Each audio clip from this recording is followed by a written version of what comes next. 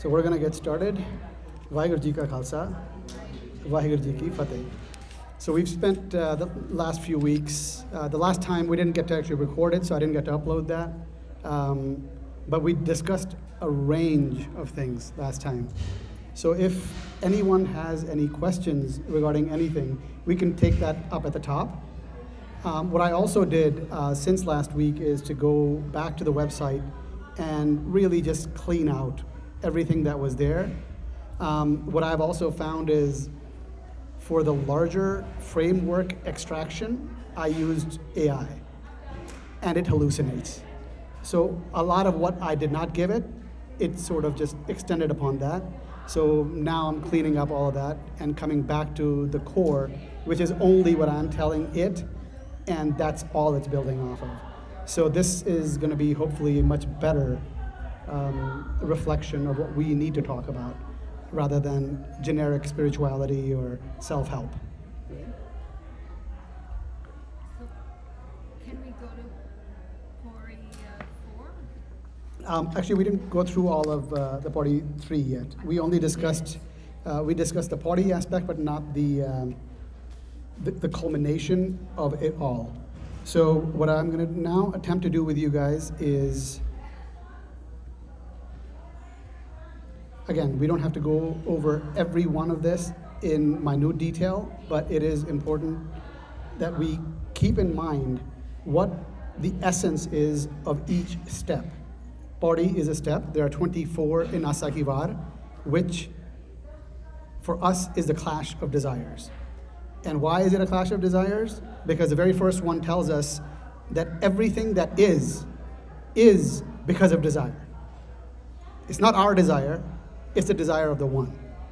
And the one manifests itself through everything that is, to what is, because there is nothing but the one. And really, that's the birth of the clash. Because when there is sentient life out in the universe, in the multiverse, whatever it happens to be, all eyes are its eyes. And it is experiencing and reveling in the experience. Kare asan dikto chao. And that's the birth of the clash. That's a gist of the very first one. And I'll kind of quickly speak to a little bit of it, is all of this is happening within a framework of cause and effect. That's a very easy shorthand to understand the structure of hukam. And it Japwani, Guru Nanak Sahib's, also, this var is Guru Nanak Sahib's, talks about हुक्म है अंदर सब को बाहर हुक्म ना कोई नानक हुक्म है जे बुझे ता हाँ मैं कहे ना कोई. So the fundamental issues are who I think I am, and that's not a problem for me, it's for every me, right? I am is the problem, and I am separate from the one is the problem, but no one's thinking about that one. Everyone's thinking about this, is that I am separate from this and I am endangered by this. And here's the other couple of things to connect, is that the man is very strong. Our thoughts are powerful. When we are endangered, our body reacts. The reaction in the body is real. What's happening up here does not have to be real. There could be real danger, but for most of us, almost all of the time, there is no danger. But when the man feels it, imagines it, the body reacts. It has no idea. It has no way of knowing. So the effects will be real, and we will feel it, and it will release all the toxins. By the way, all of these things is what leads in many ways to the illnesses that we have. It's whatever's going on inside. So this structure is of cause and effect. Does there always have to be a cause? No. It could be an imagined cause, but it will have an effect. It's a structure. But no one's outside of this, no one is free from this. Every cause has an effect. Hukm hai andar sab ko, bahar hukam na koe, nanak, hukm hai je bujhe. It's the bujharat. To get it, to get this distinction and to live by that such that it has that intended effect upon us. And what is this effect? We are looking for peace, which is sukh. And the sukh is not the sukh of everyday life, of the things that I want. That's asa, that's desire. That's not the sukh. The sukh is being united with our source, coming back, being whole. That's sukh. In other traditions, that's called jog. Also, a different form is yog, which also comes from yoke, which means to be whole. That's the whole point. Unfortunately, what happens is jog, coming from yoke, becomes yoga.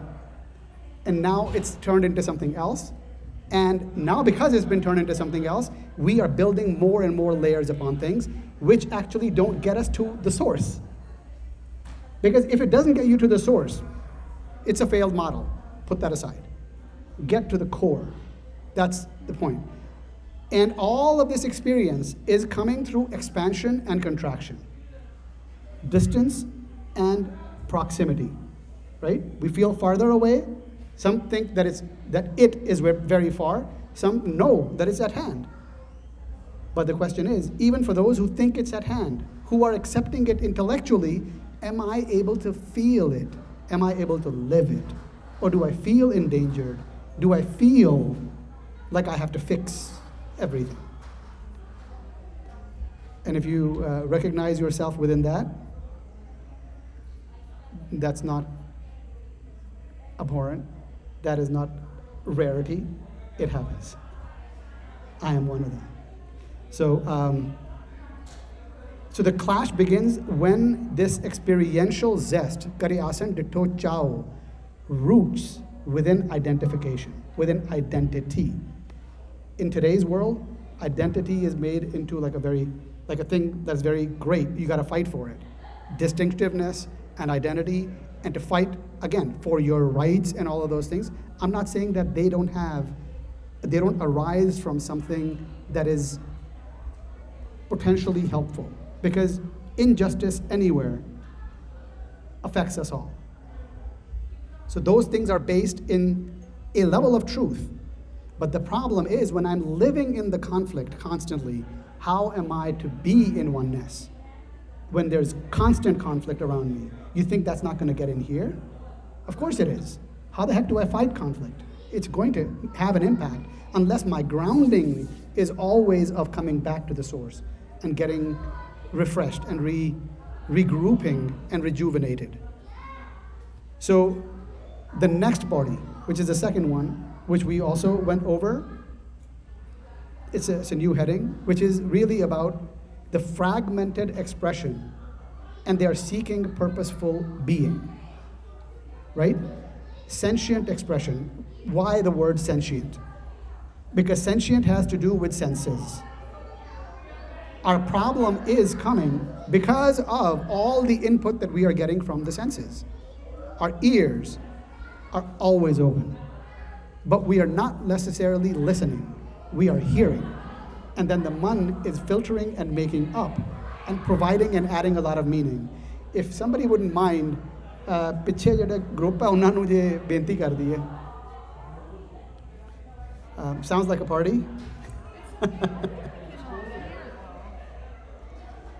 Yeah, or we could just shut the door. You think we might be able to shut the door? That'll work. You're hearing, but we hear you. I think we all hear you. Okay. So what it is, the fragmented expression that are seeking purposeful being, it's really what we are looking at. The purposeful being is an authentic response. And as we've talked before, authenticity is not what the normies will make out to be these days. It's not the buzzword, like whatever how I feel is authentic. Because a lot of people are jerks and they think that's authentic. It's not authentic. It's based in inauthenticity. But they have too many layers in between them and the world to see how they're being. So at the very least, what we can do is to identify to ourselves first. How is it that I'm being? And that'll only happen is if there is a mirror in front of me, constantly. Like if I can see the reflection. And sometimes the reflection shows up in other people's eyes. Sometimes it doesn't because we're not looking, we're not present. So this multiplicity, it expresses through its relation and parts. All of us are dealing with this all the time. But authenticity, because this has to do with the one. It comes from the one and it must return to the one. It only holds when these expressions remain immersed within oneness. The test is oneness. The test is not what I think. The test is not what I believe, even though self-delusion is very powerful to a degree, but it's a delusion, right? It's not shared generally. So that's the second party. So now, the third one that we had started talking, I will get to that here. Okay. So, thanks to Simran Kaur, who'd reached out. And by the way, I encourage all of you, you have access to me. Any one of you can reach out at any point if you feel, one, something's in the way, something didn't make sense, and you've worked at it. That's also important. It's like you've got to put in the work. Now there's something that has gotten in the way. I'm available. Unless I'm at work and in a call, I'm available.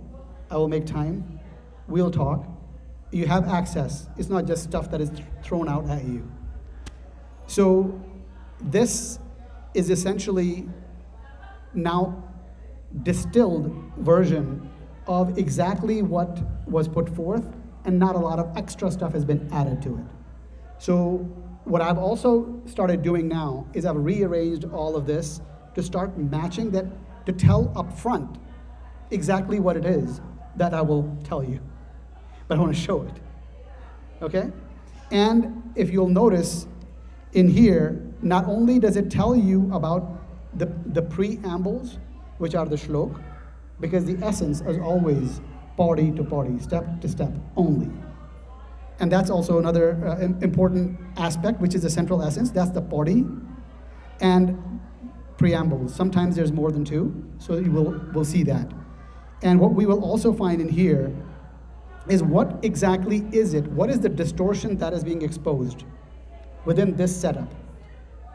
What are our takeaways? Explain that a little more. Yeah. So. Distortion. Can you explain that a little more? Yeah. So, if there were no distortion, where would we be? Can you use another word Uh, for distortion? Distortion is essentially look at a mirror. If it's not showing what's there, that picture is distorted. Okay.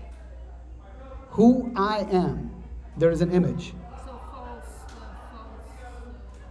It's an image, right? Any image that I have of myself, Okay, got it. guess what is it going to be? It's going to be a distortion because it's not one. That one has no form. That one has no shape. It has no name. So it is actually free from all of that. It is nirpal. It is nirvair. We are to aspire to lift up to that all the time. Why? Because we have things that we feel threatened by. There is nothing to threaten it. There is nothing but the one. So it's the distortion. That distortion, how does it get exposed? Because after the two Paurhiyan, which again tell us about coming from the manifestation, which is the birth of the clash, into the expression. And now we're about to get into trouble because there is already a rift, right? There's something that is coming forth. And liv chutki lagi trishna. What is this liv? Liv is a connection. It's being connected to the source. That's the live. But I am not connected. Why? Because a sense of identity has started to form. And when does that happen?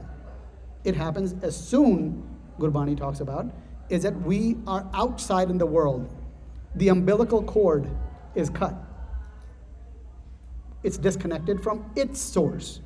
That doesn't mean that the mother was the source, because the mother herself has the source, right? But it is now disconnected. So it's a device to let us know that now there is pain where there was no pain. It was safe. One didn't have to fend for oneself in a world that is dangerous, because it is getting everything that it needs. There is no gender, there is no definition of the one that is within. Safe, growing, warm, in the embrace of possibility. Now it comes out, and all there is danger and dependence. And it's pain. And Gurbani calls that is the pain of separation. Lib chutki and lagi trishna. What is this trishna? Trishna does not have to be some bad thing, like literally sustenance. You need it. You're feeling that strength of that pull of hunger. Except as we grow up, the hunger is of maya and not necessarily of needs, not getting back to the source. So that's a very important distinction to make about what happens to us as we are disconnected from the source, and the identity gets stronger and stronger. And later, it becomes, I come from this place. This is my family. This is my last name. You will even hear people, right? These distinctions come up based on what we do, which has nothing to do with anything. It's all construction made to separate people and for control. And that's where we are rooting ourselves. I come from this land. I come from this country. This is my nationality. All of it is fake. None of it is real. Because each of us, everywhere, no matter where we are a part of the one. We are a part of the ocean. We are drops within the ocean, indistinguishable. We do not make up the ocean. The ocean makes up us. So this identity is constructed. That's not entirely a bad thing. Because it is constructed, I can actually work at it. The things that are getting in the way of me being with and a part of the ocean, not apart from the ocean, then I can work on that. There's things for me to work on and work from and remember what am I connected to and what is it that I'm serving. That becomes important. So this expression is not individuality that is isolated. The individuality is there for the experience. That's it. It goes away. But nothing comes and nothing goes. No one is born and no one is dying. Because there's nothing to die. It goes back to the consciousness, to the ocean. So this being is here to purposefully experience the fruit of whatever it is experiencing, right? And this fruition depends upon authenticity. Most of the time, we are not coming from there. It's not about self-expression, because the self is rooted within a broken framework. It is within separation. So if it's within separation, any self that I express is going to be problematic. It's going to be looking for conflict. It might even define itself through conflict.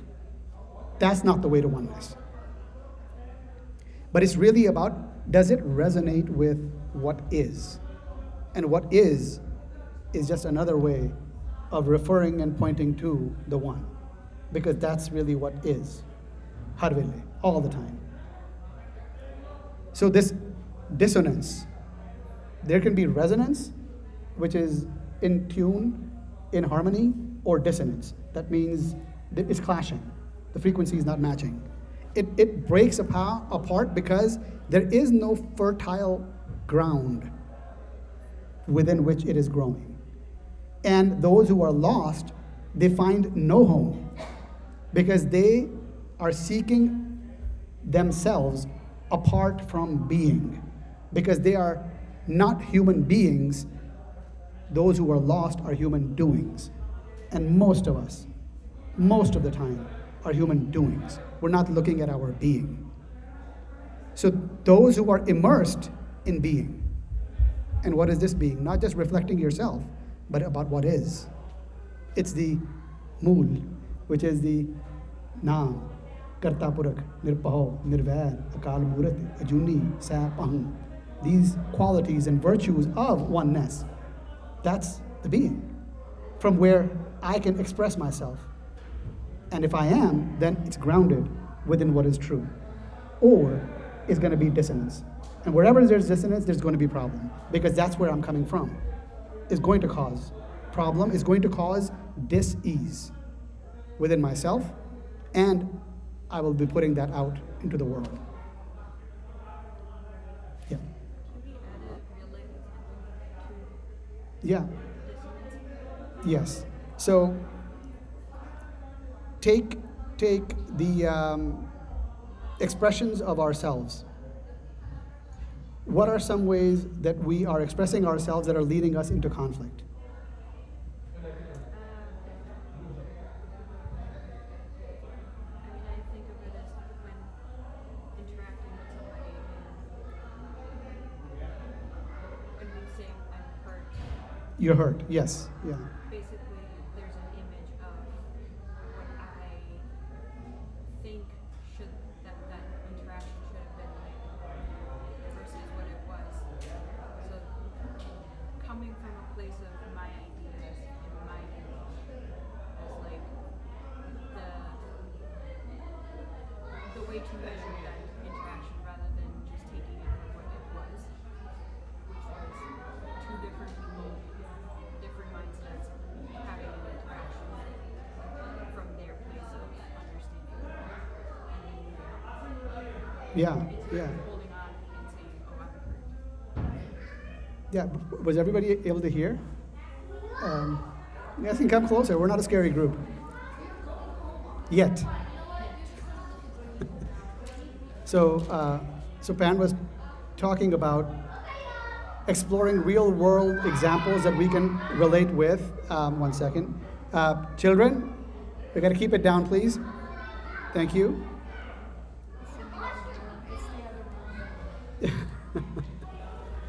Okay, so the real world example that Sakikar was bringing up is we feel hurt by something that happens in life.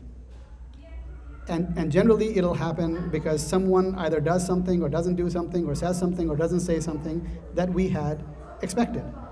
Or it goes against what it is that we wanted to hear, right? And by the way, let's quickly start attaching certain labels. What we want to hear is a desire, right? What we hear is a desire that someone else had, and they're responding to whatever it is that they are imagining. Because each of us are living in our own world. There isn't one world, right? When physics says there's many worlds interpretation, that's really, like literally, each mind, each man is coming up with its own world. And we're not sharing the world, by the way. We stay in that. So now there's desire on both sides. Both think they understand. And most of the time, we never really check with what it is that I'm offering. Is that landing? Is that, or checking, is this what you said? Most of the time that's not happening because we're not really listening. So if there are hurt feelings, again, those feelings come up.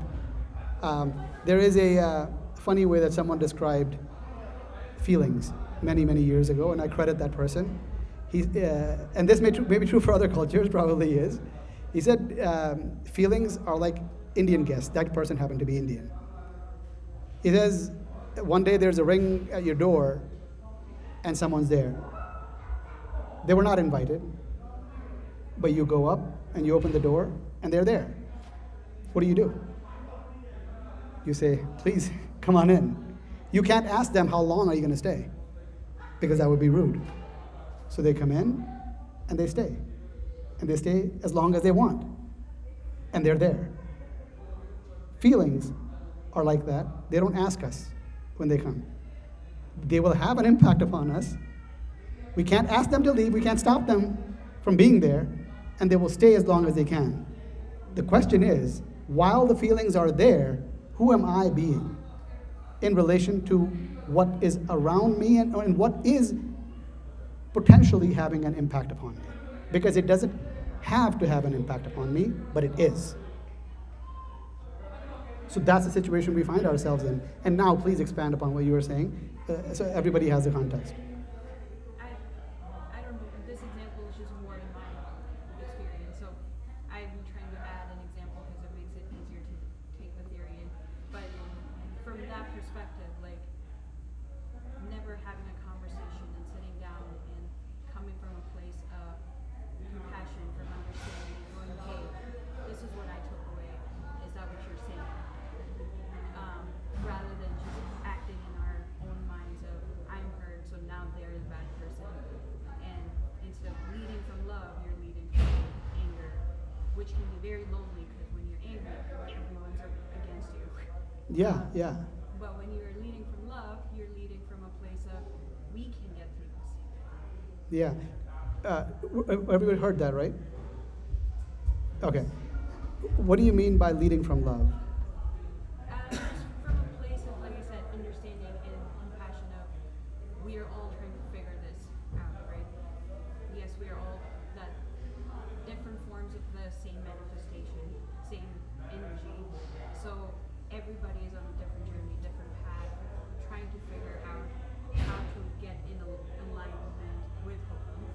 So leading from love is giving each other that grace of you didn't mean to hurt me. I am not going to take this as a hurt. I'm going to sit down and talk about it. Great, great. If you don't mind, I'll reformulate what you said, and please let me know whether that works. So, coming from love is a very powerful way of being. Why? Because love cannot exist in isolation. Love, by its definition, what it is union. It is literally jog. When it happens between two people outside of, funny movies, what they're trying to do and what people are trying to be in life is to be united. That's what, by the way, all of it is. Even the physicality, it is to be united. It can get distorted, it can get sick in its vision and expression, but that's really the purpose. So now that's coming from love, is to be one. And how do you get to be one? It is not with conflict, it is actually with understanding, acknowledging that each of us are living in different realities. We're not seeing the same thing.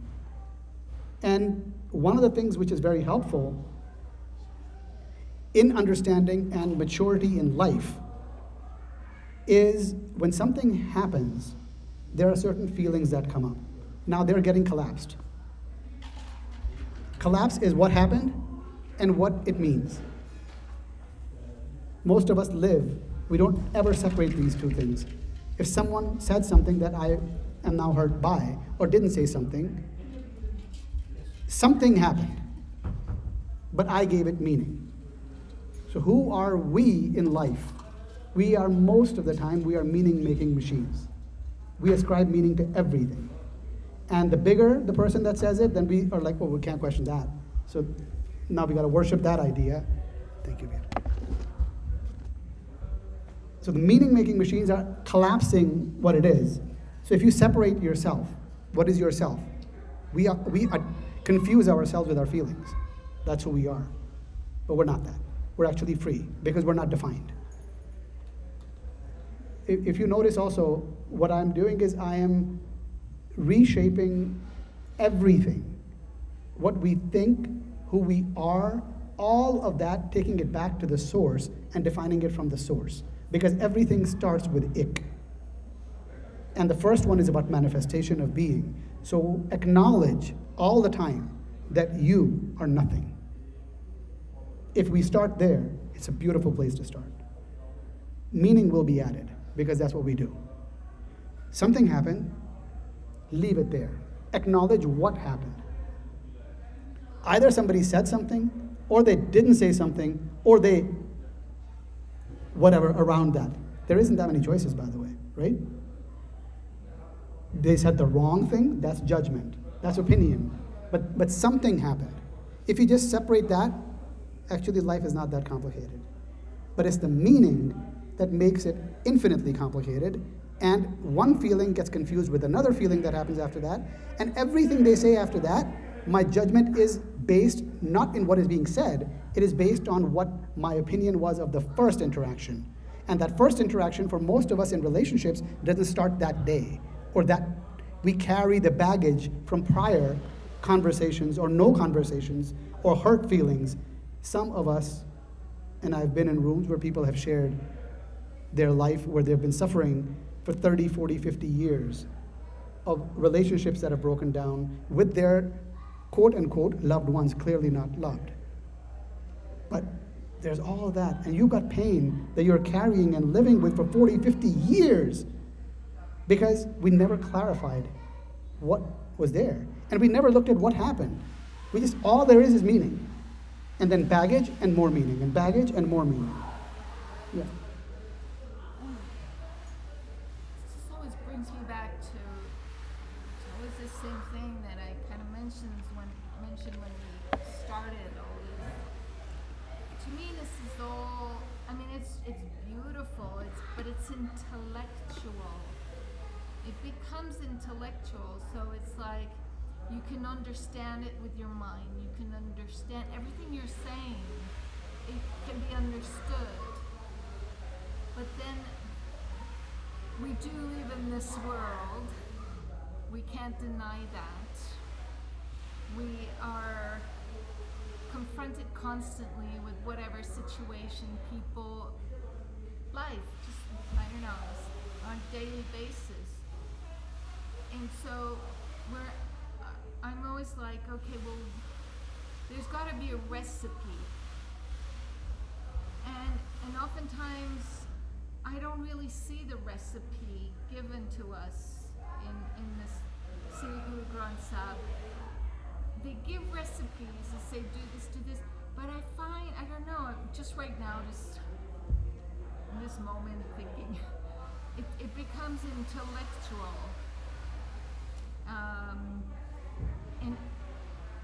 And I want all of us.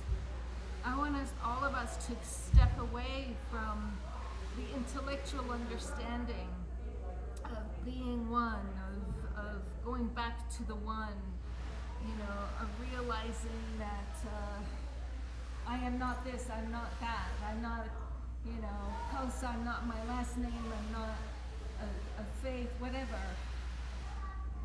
So what is the recipe to bring me back constantly to that space where I know I am so vast that I am connected to everything. But we forget in the day all the time, maybe yes, we remind ourselves, oh, let me center myself, let me ground myself, let me remember that I am way more than this. So anyway, this is always the thing I come back to that is so frustrating because I mean, as a teacher, as somebody who loves to offer something, it's like I want to go like, okay, here, take this jewel. This jewel is going to transform you. When I'm just like using something, No, I'm going to invite you. You said something powerful, but that can only be powerful if there is something real. So are you ready to offer something that is real? Because if you do, then we can deal with that. Otherwise, it's only intellectual.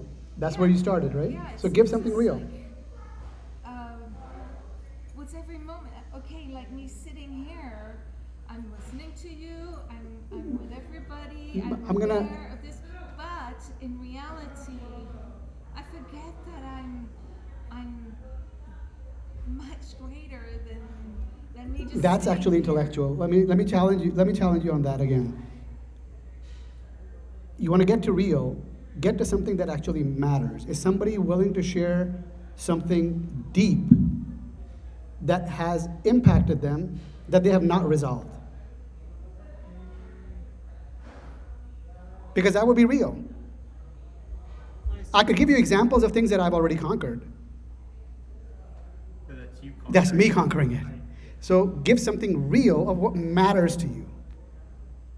And again, we don't have to name anybody. There'll be disembodied voices. Go ahead and say it.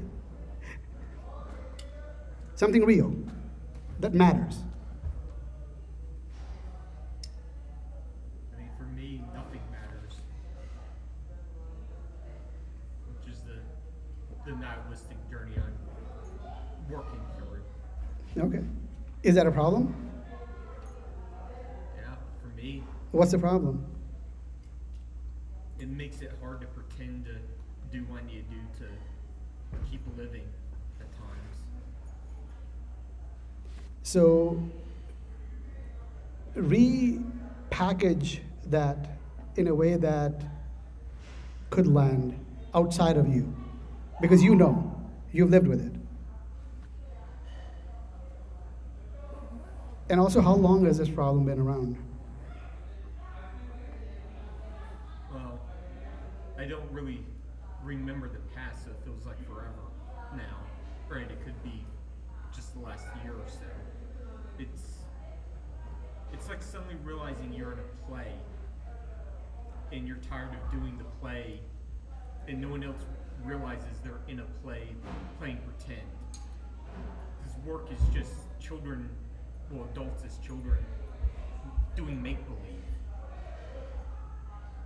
And then you get kind of strange looks if you try pointing that out to people that this isn't real work, this doesn't really matter. But I still have to pay bills, or someone else comes in and says their line is now taking your house from you. You know. Sorry. Please continue. I mean, then taken to the extreme is facing death. Doesn't matter how long away it is. 1 year, 1 day, 1,000 years. To eternity, that's a blink in the eye. You know. So then it's trying to find what's the expression?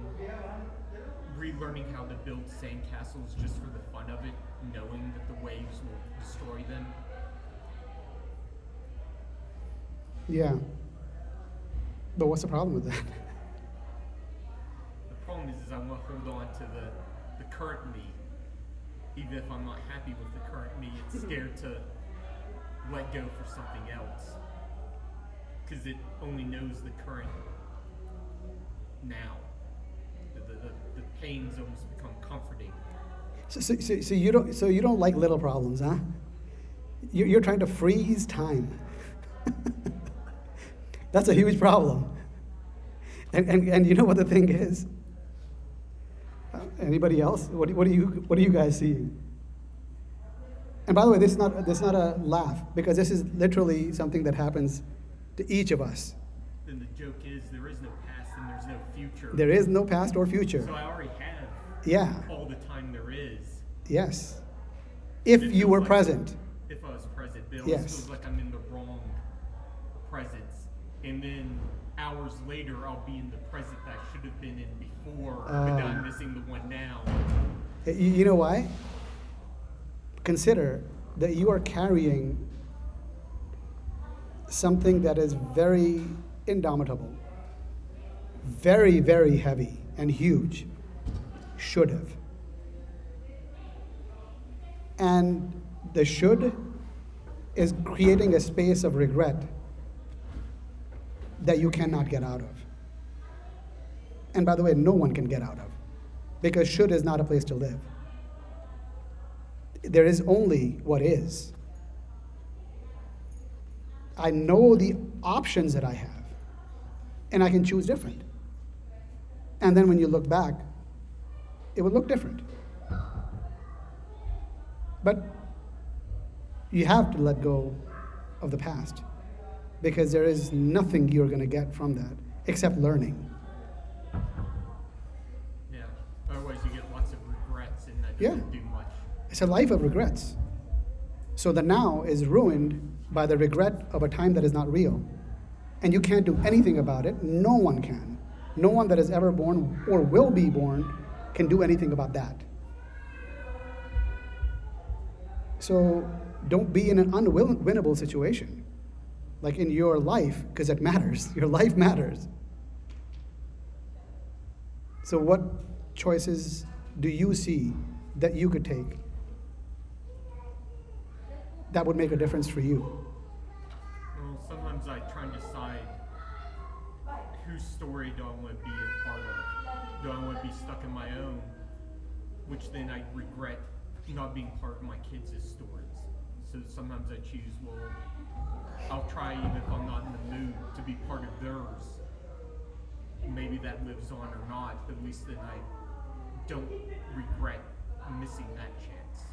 I mean, I still invent other things to regret, but I try not to dwell on them as much as I would in the past. If that makes sense. Yeah. What is everyone hearing? I'm just Yeah. thinking, I'm remembering like the guru always says like, I don't remember the sentence, but it's like, there's no good, there's no bad, there's just being, there's accepting, and it's all part of the same thing. It's not really quite that. Can't think of the word. So that's just an idea. It's like being in the moment, accepting where one is. To me, like accepting things or my situation or where I'm at has been a huge key in my life. So that I can't go like I wish this, I wish that. There may be like a wish, but at the same time there's this acceptance. Now, on another thing, because my brain is just going all over the place. What does the guru say about regret? Do you have like a sentence that you can remember about regret? I mean, that's an interpretation that one can impose upon many parts of Bani. The thing that came to me when I heard you just talking about that is Manda kise na akhiya, pade akhar eho bujhiya. And bujarat is not hearing it from somebody else and okay, now filed away information. Information means nothing. I have to get it. It's mine and I've resolved it. So murkha nal na lujiya. In this situation, and thank you, because it takes courage to share from your life. I appreciate that. I'm going to remove this from you, and now we'll just talk about the issue. Okay? So, manda kisa na akhi hai. So, manda kaun hai? Who is this manda? Manda is defective, lower, incomplete. Manda kisa na akhi hai. So in this situation, for you, let's all put ourselves in the same situation.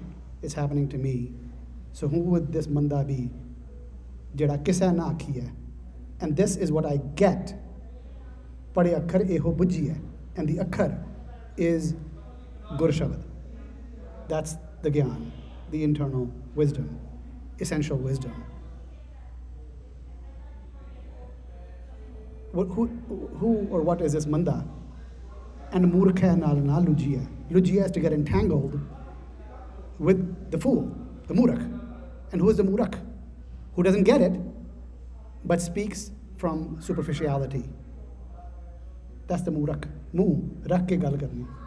There is no gyan that is in the front, it's the mu that is in the front. There is an answer quicker than there are reflections.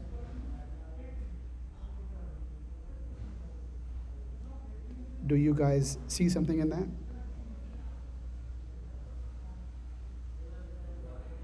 And it'll get to the question of regrets, but not directly. I'm just personally having problems with all these words.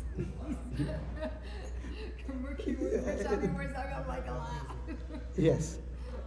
One interpretation of this book is, from my side, I'm thinking that book is saying that the one doesn't call anyone Banda. Like, uste samne everyone is equal, no one is lower or upper.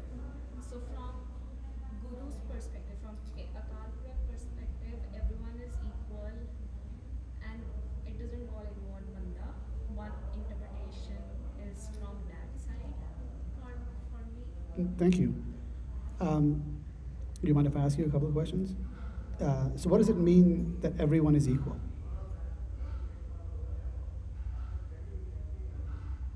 Like we compare each other like oh that oh थोड़ा ज़्यादा सुखी दिख रहे हैं मेरे उतने सारा दुख आया है like we compare do these kind of comparisons in our life that that person is more in better place than me and we think that oh Guru's kripa is more on her or him than me and then we start doing a task मेरे उतने की कृपा करो do the same for me as well we do start doing those ardas and start asking for those things so for us we in our mind we have this comparison that okay someone is in better place than other so we have this distinction in our eyes but in Akal Purakh eyes no one is distinct everyone has that same jyot and everyone is same so I don't know if that answers. Yeah, thank you.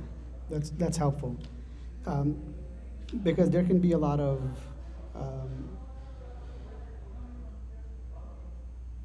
views that are not rooted in the Sach, which is that it has to go back to the one. So thank you for starting there, and thank you for bringing it back there. Everything is really from the one's perspective, right? But the one does not have a problem. It's this one that has the problem, right? Because the one knows that all forms are it. This one is pretty damn sure that pain is not shared by everybody else and is comparing with others. So it's broken. There's a fracture. So I'm living constantly fractured. No one knows my pain. Isn't that a complaint that we have? Like nobody understands me, really. Nobody knows my pain. And no matter what you're saying, I'm going to try to tell you about my pain. And Kabir Sahib talks about this, is that who do I open this portly agge? Because everyone's got their own. And they can't listen, right? So now, there's pain that I'm seeing, but this manda kishe na akhi hai. Bade akhar eho bujji hai. This is not really from the perspective of the one, because to it nothing is, because it knows. It's from this perspective that I have a choice and I want to have these lows and highs and judgments.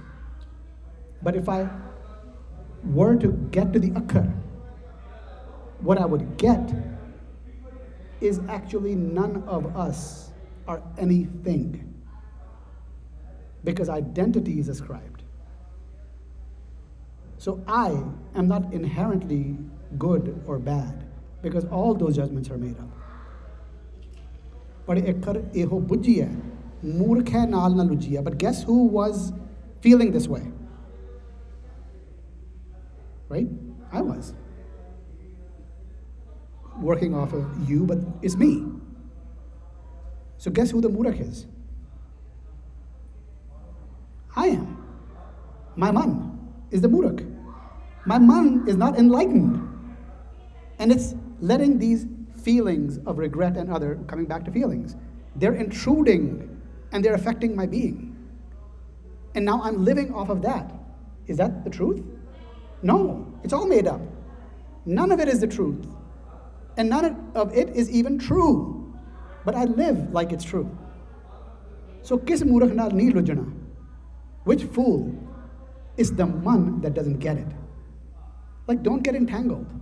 Because most of the time, where do we spend our invaluable time?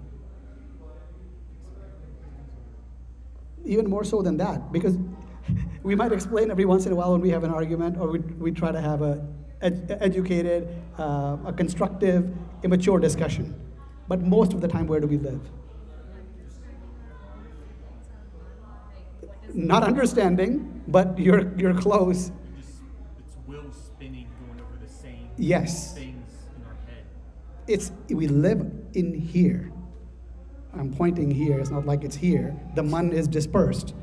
But we live within the man, and it's spinning our wheels. By definition, the wheels are not getting traction.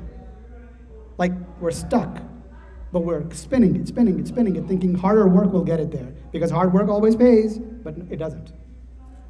So which is the Murak? It is that man that is the Murak. It's not me who is the Murak because I am undefined.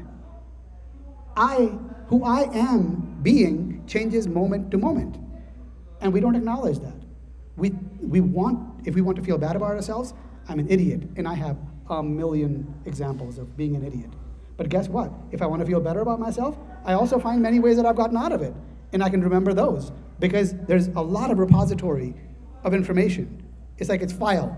The good pile, the bad pile, the smart pile, the idiot pile. I've got all of them. Whichever one I want to access. But I'm none of them. Because these are experiencings. So now we come back to that. Murkha naal na luchiye. So question is this. They have come. The feelings are here. They're your guests. Guess what? Guests go away. I don't have to fight the guest. I don't have to get entangled with the guest. The guest is here, uninvited. But don't ascribe meaning to yourself. Or yourself is also other self. Is don't ascribe meaning to others. Others are not whatever I think I am. Because I am undefined, they too are undefined because we are all part of the one from which we all emerge. This is like going back to the source. And the thing is about working this out when all these things are happening. That's the key. And that requires being present. And that also requires not being entangled. Because when I'm upset, guess what part of me wants? To fight. It's fight or flight. I'm endangered. I feel endangered in whatever way. And that engagement keeps it going. And I can't get out. Let me ask you, do you see anything for yourself from that? And if not now, it's okay. Something to take away about entanglement and about definition of self and where regret comes from. Because it's based in fallacy. Yeah, I see glimpses of it that I usually sometimes get lost. Then I'll see glimpses again. It's almost like there's multiple selves, at least within me. There's the autopilot, one trying to assert order into everything, and it's usually very anxiety ridden. Then there's a free version of me, that feels like could take wing and fly, but it gets so tired being present, dealing with the responsibilities. And then I'll catch myself being a third person that's like, I'm not neither one of these masks. I'm just here watching. Are you sure? I was with you up until the point where you said that I get tired being present. Are you sure? Tired as in, if you've never had to run like a mile before, you never have exercised, because someone else always did it for you, it almost becomes too much and exhausting and wants to hide again, versus building the muscle of being present, dealing with the contingencies, like making sure the kids had lunch, instead of letting the autopilot deal with that all the time. Okay, but why would you be tired if the children need lunch? You would only be tired if you're not present and there's something else that you feel is more important that you should be giving your time to, and now this is a burden. That's not being present. Fair. Yeah. I also don't want to deviate too much from the topic, but I also went through the same experience of Gurbani, as powerful it is. It is a lot of, there's a lot, we all know it's deep. In a sort of way, that's a problem. Because even though we say it's for everyone, it's really not, because everyone doesn't understand it. So I went through a journey myself to figure out how to make it work for me. That's like, I'll take a few minutes for that. I also don't want to engage in the public, but it also addresses on what you think you are being present is not being present. So I know we're also short on time, so I don't want to deviate. Oh, well, yeah, we are. Time flew. We actually didn't even get to the shlok yet. So how about this? Let's cover the shlok because that'll give us a context for the Paurhi. And if anyone wants to stay longer, we don't have to stop. We just stop because some folks have to leave in about an hour or so. And if anybody wants to stay, we can continue this. I have nothing stopping it. Would that be fine? Sure. Okay. So, oops.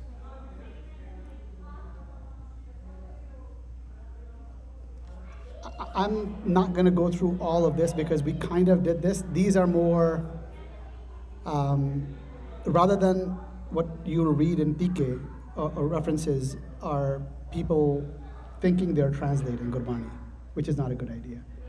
At the end of the day, it's poetic verse. So it's more important to get what it is than to try to translate into worldly language and then not use the worldly language to get what it is. Because it doesn't mean what the worldly language thinks it means. So, ਆਪੀ ਨੇ ਭੋਗ ਭੋਗ ਕੈ ਹੋਏ ਪਸਮੜ ਪੌਰ ਸਿਧਾਇਆ ਵੱਡਾ ਹੋਆ ਦੁਨੀਦਾਰ ਗਲੇ ਸੰਗਲ ਘੱਤ ਚਲਾਇਆ ਅੱਗੇ ਕਰਨੀ ਕੀਰਤੀ ਵਾਚੀ ਹੈ ਬੈ ਲੇਖਾ ਕਰ ਸਮਝਾਇਆ ਥਾਉ ਨਾ ਹੋਵੀ ਪੌਂਦੀ ਹੁਣ ਸੁਣੀਐ ਕਿਆ ਰੁਆਇਆ ਮਨ ਅੰਧਾ ਜਨਮ ਗਵਾਇਆ. The important part is the last line, that this andha man, this blind man, is wasting this invaluable opportunity. That's the mic drop, right? The rest leads us that this is the problem, wasting our opportunity. And it played it, it started it, and it's experiencing through me, right? But I'm not thinking about it, it's the me. So it'll come back to that. So this is a paradox, is that this embodiment, I am rooted in the body, and I have lost touch with being. Again, being separate from doing.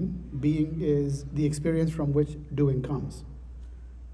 And this confuses the physical expression and sensations and all of these things with the identity, the true identity, which is actually that I am not, only it is. Tu hi, right?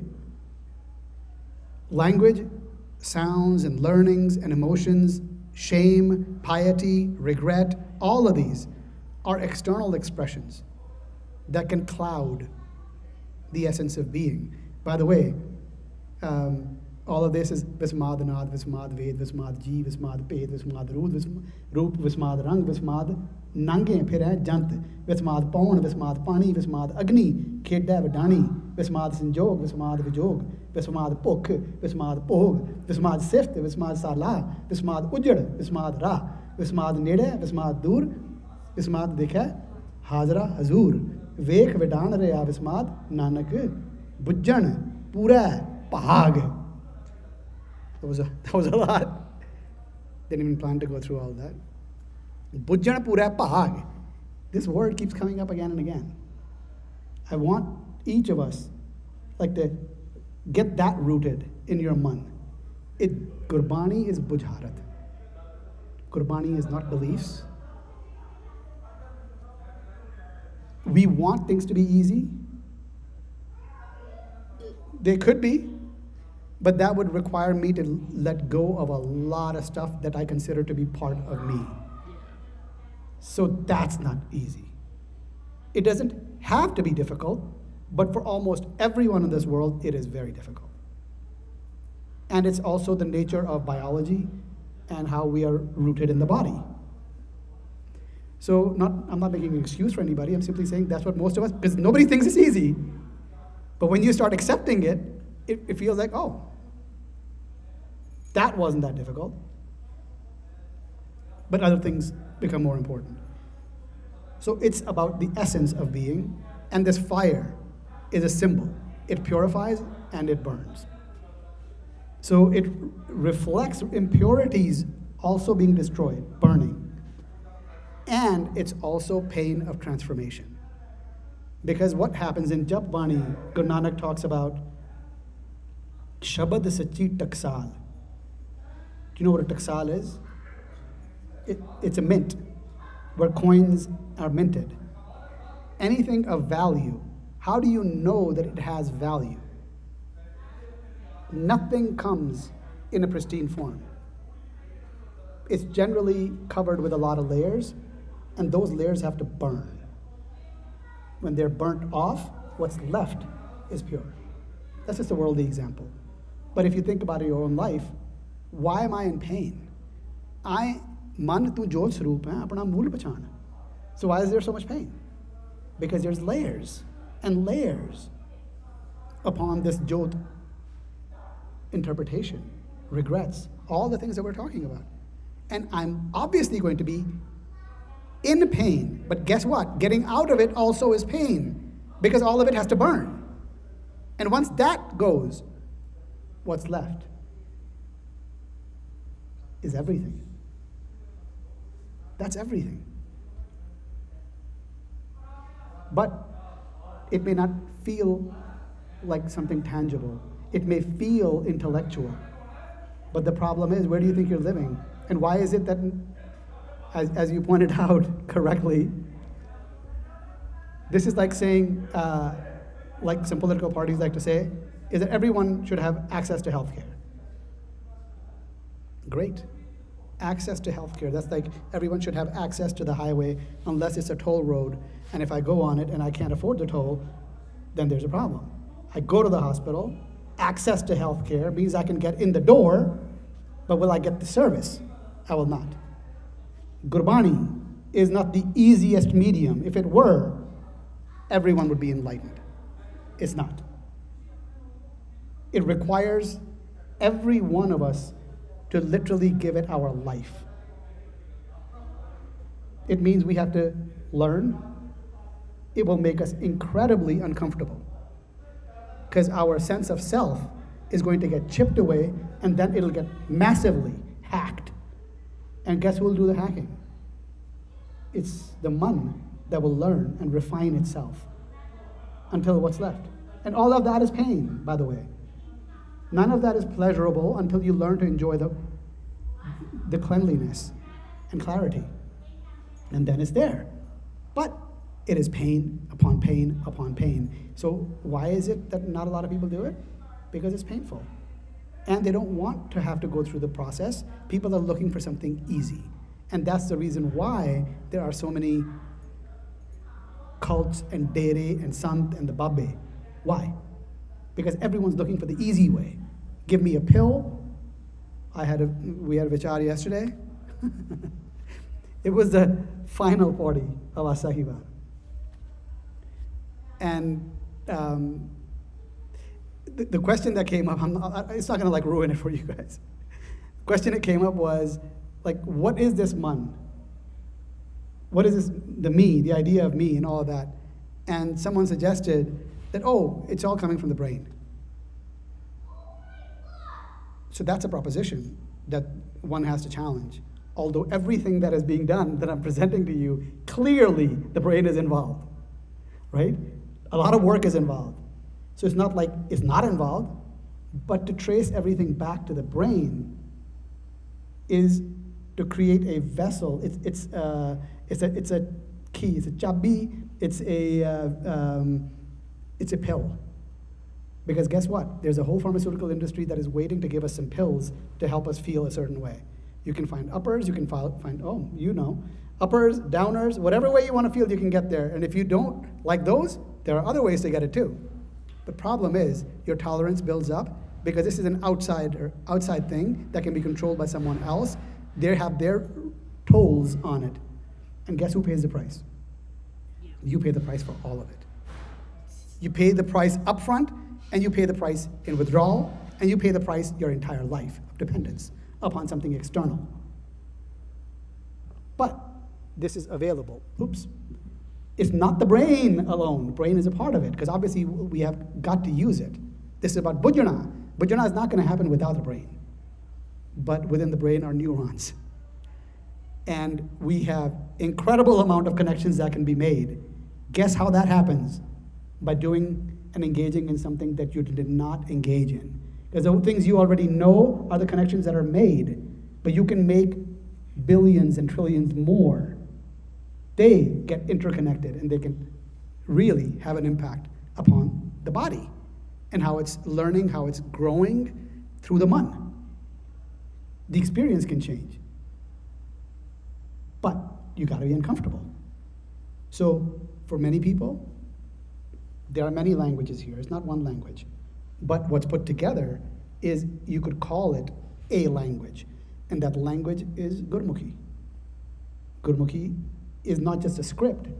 What it's saying doesn't mean what the same words might mean in a different language. So this is a different language. Because language, word is powerful, and that goes across different traditions. Word is powerful. How words are articulated is powerful.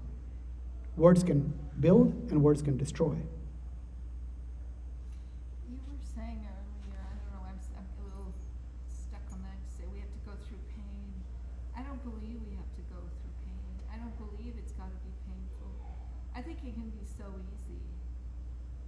Life can be really, I think, Yeah, life can be no, so easy I mentioned that, yeah. That we don't, to change, it doesn't have to be painful. It can actually be. Why would it be painful? I don't know, you were talking about there's pain, and I'm like, it doesn't have to be. Okay, I'll give you an example. Sorry, one very quick example. The language we were just talking about. Yeah. Are you familiar with the language? You mean the Gurmukhi? Yeah. To a very little degree. Okay, but is it important? Yes, but I don't get stuck on the fact that, like, excuse my language, oh shit, I don't understand everything. I'm accepting no, I don't understand everything, but slowly I'll understand a little more bit by bit. But it's not like, I'm not putting this like thing on me that is painful or whatever. Sure, sure I'd like to understand more, but I am where I'm at. I'm accepting that I'm where I'm at, and I welcome whatever's gonna come to me, where I'll learn bit by bit and learn a little more. I appreciate that. So, as a seeker, you can choose to be in a space where you are okay with it, Yeah. right? And in order for me and my life, again, where is it sourced, right? If it is sourced for me, we can only speak to what it is, like what life has taught us, right? For me, everything that is important requires my entire being. There is no shortcut. There is no person that I depend upon, right? So it's putting everything that I have within it, and that takes something. It has a cost. We can intellectualize it and say that it doesn't have a cost, but it always has a cost. It has a cost for my family. It has a cost for my friends who don't get to see me as much. It is, what do I choose and what do I honor? There's always a cost. Is it costing you? I'm choosing what I honor. But exactly, you're I am choosing what I honor. choosing something, and so you come to a space of peace in your choosing. And then, so, yes, it would be nice to see your friends or spend more time, but you're accepting the situation, and you say, well, maybe it'll be another time, I'll have time for that. But it's like the moment you choose something, you're coming to peace with your choices, and then there's acceptance and no regret. Yes. There is something I'll say, but I'll wait. You wanted to say something. I just wanted to say that the pain, everyone goes through it, and the reason is, are you familiar with the Kam, Krodh, Lomo, Ankar, which is your lust, anger, greed, attachment, and ego? And when we're born, it is a part of human cycle to go through that. A child first time gets his toy, and someone comes to share with it, the child wants to keep it. That's the first time the child experiences attachment or greed. And similarly, as the child grows older, it goes through those stages of going through the Gomo Ankar. That is the first very basic general principle that every single human being goes. That is the base level of suffering that you have to, and Gurbani or any other spirituality journey will help you get out of that. So that is your start point. Some people get stuck with those attachments or any form of those five as they grow older. So in any shape or form, the suffering might be different for everyone. While you are accepting as life comes to you, there might be some things that trigger you or make you upset. Those are the sufferings that you are going through that you have to overcome.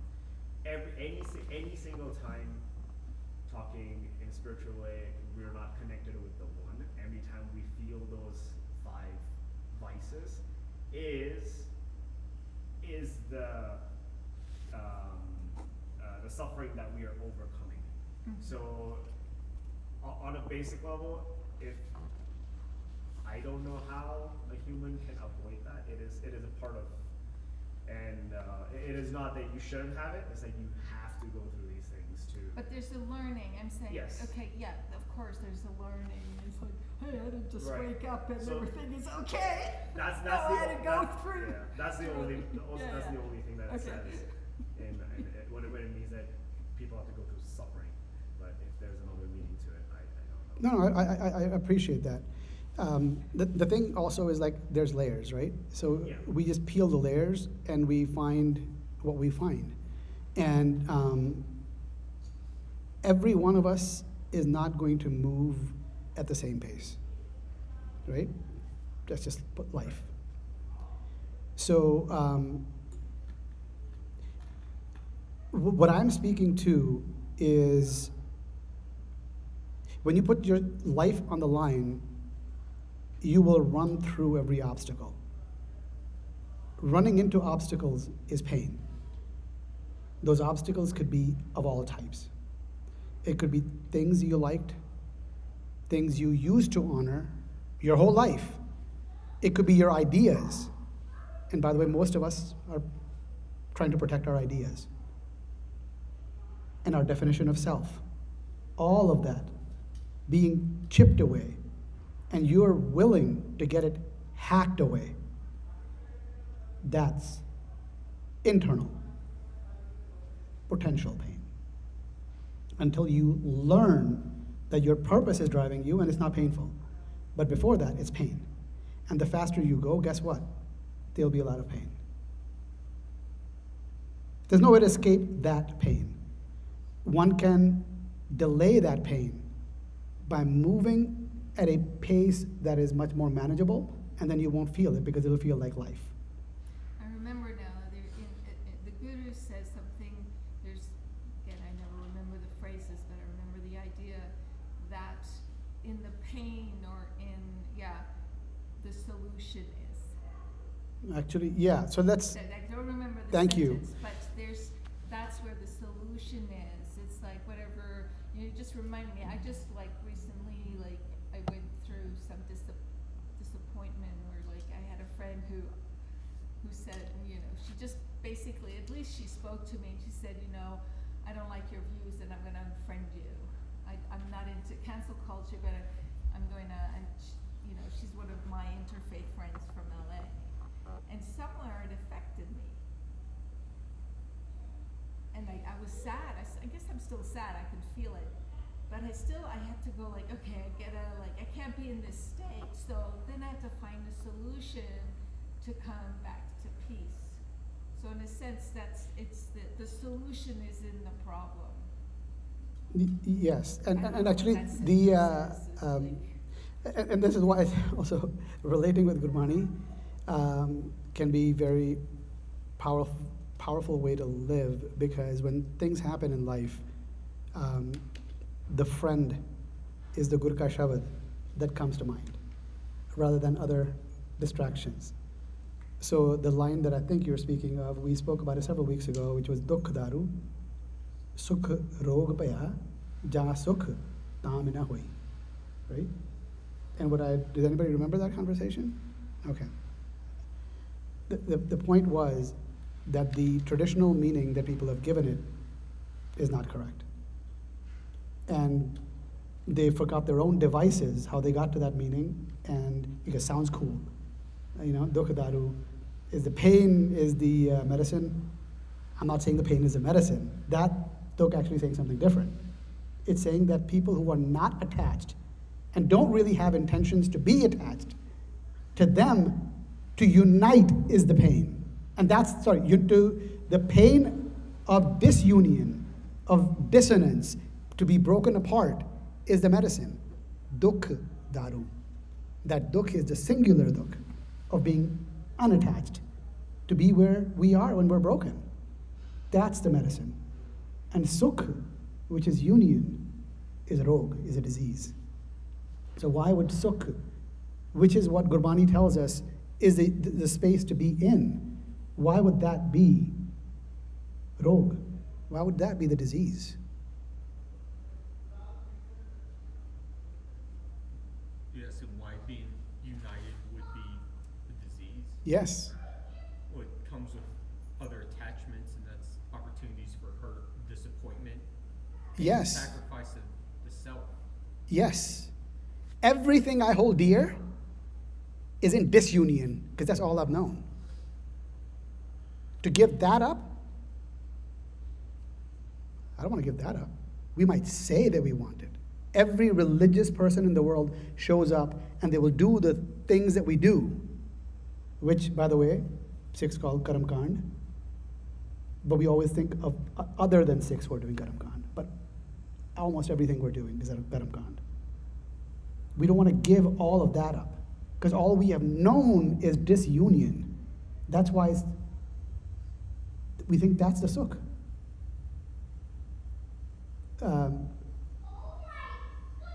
Do you understand the difference? Like, we've confused reality with unreality, and we're living as though that is true.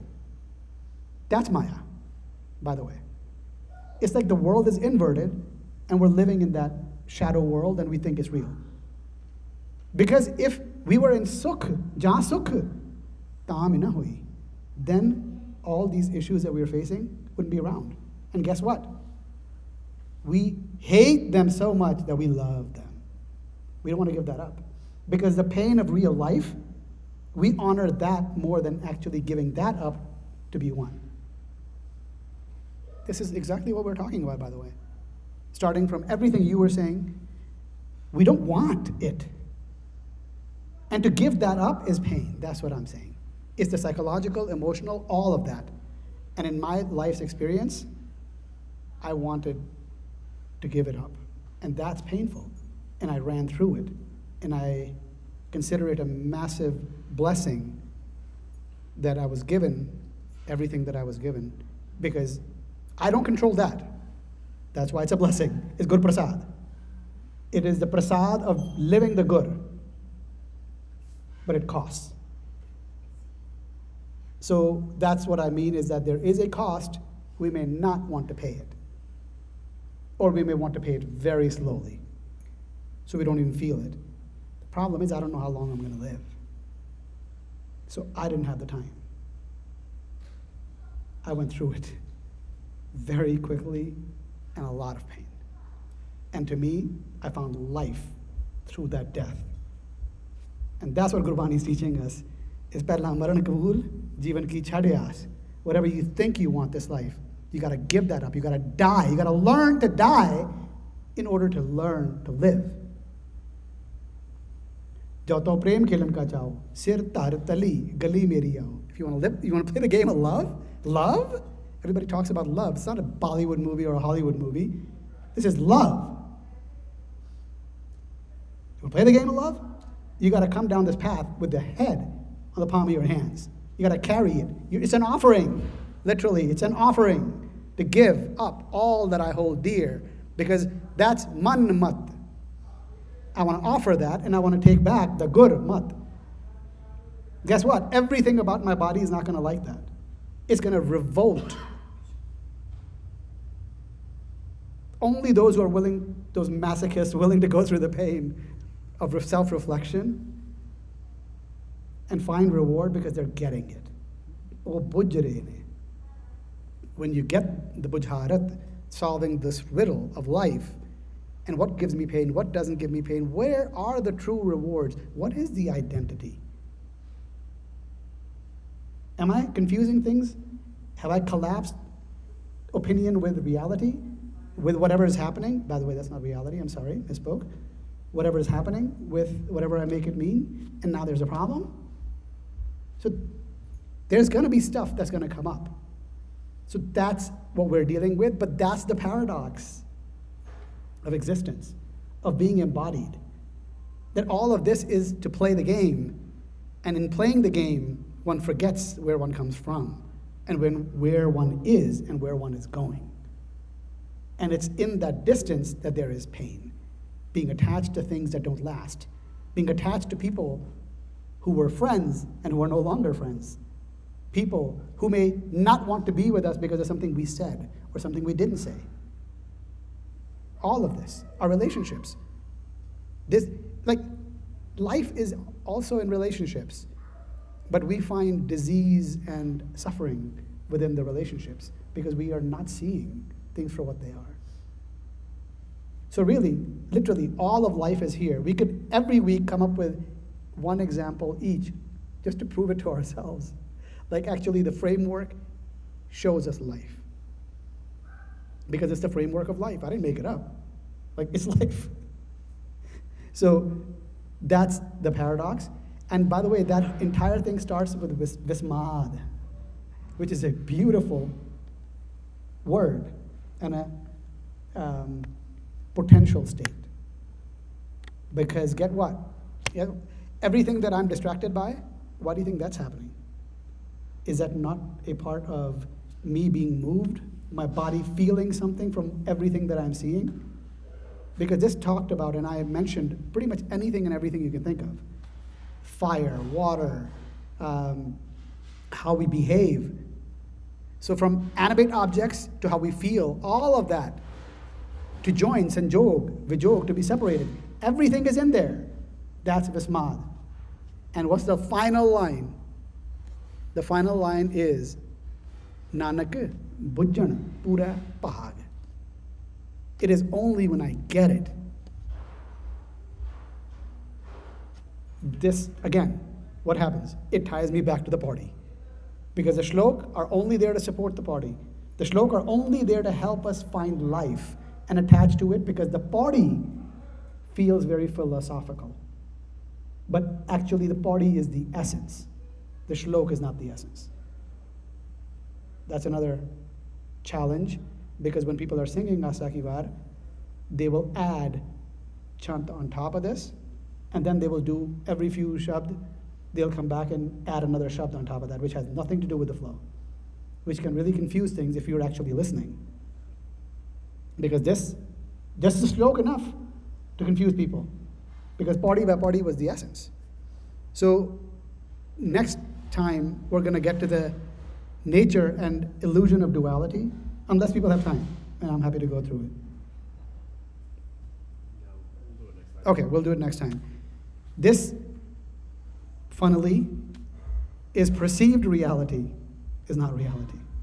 So actually what we're discussing is exactly what the shlok and the party are getting us to. So thankfully, we're not on the wrong path. You might feel sometimes like we're going off the wrong path, like we're talking about other things, but it's not. It's actually life. And it's nature and it's naturally, which we have confused. And that's what we're going to go into. And then we'll move on to the fourth. So if we're ready to do that next time, I won't go through each word and what it means, but what I will do is put all the slides up on the website, and you can look at it. There'll only be operative words that people generally struggle with, the ones that I have given some English renderings for. Others I don't. The rest, to be honest, you can put it together. You're all smart people. And if something's a struggle, ask. Happy to go into it with anybody, anytime. So we'll call it a day here. Thank you, everyone, for engaging. And I really hope that if you feel at any level that you're not connecting with the largeness, because sometimes it feels like disconnected from yourself, feel free to share. And the more meaningful it is for you, you will find value. Because if you don't, if the abstraction is not helping, then giving an abstract example that doesn't mean much is not going to do anything. So it has to mean something. Don't make up something. And we'll go with it. Okay. Vaheguru Ji ka Khalsa, Vaheguru Ji ki Fateh. Thank you. Thank you, Happy everyone. Father's Day.